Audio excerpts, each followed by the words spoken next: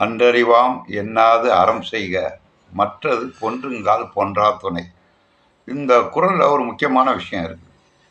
இன்றைக்கி நம்மளுடைய உறவினர்கள் யாராவது 15 நாள் படுக்கையிலே இருப்பாங்க, அப்புறம் இறந்து போடுவாங்க.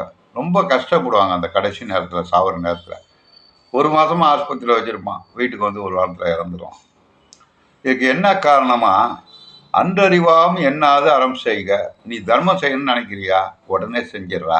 அதை நாளைக்கு செஞ்சிருவோம். இந்த வருஷம் பிஸ்னஸில் டல்லு, அடுத்த வருஷம் போடுறேன் டொனேஷன், இதெல்லாம் செய்யாதா. தர்மம் செய்யணும்னு நினைக்கா செஞ்சிடு. அப்படி செஞ்சிட்டீன்னா நீ இறக்கும்போது இந்த அறம் உனக்கு தர்மம், நீ செஞ்ச தர்மம் உதவி செய்யுமா. சாகும்போது எளிமையாக இறந்துடுவையான். இதெல்லாம் பரிமேலழகர் சொல்கிற ஒரு இது வாழ்க்கையில் நாம் எதிர்பார்க்குறோம். சில பேர் சிரிச்சுக்கிட்டே இருப்பான், நல்லா பேசிக்கிட்டே இருப்பான், பொசுக்குன்னு செத்துருவான். அவன்லாம் நிறையா தர்மம் செஞ்சவன்னு அர்த்தம். எனவே வாழும்போது தர்மத்தை செய்து கொண்டு